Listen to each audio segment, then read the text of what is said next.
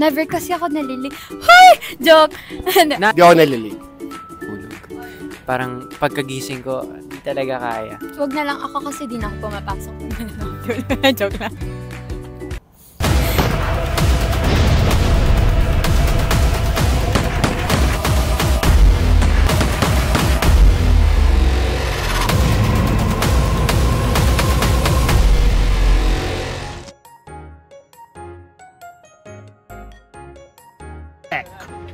Ano ang kadalasang dahilan mo pag nalilate ka?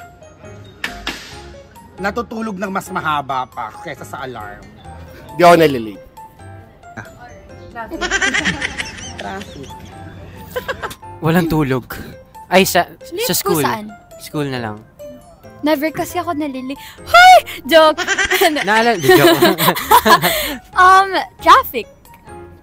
Ako sa school, pagka minsan late ako dahil wala talaga akong tulog.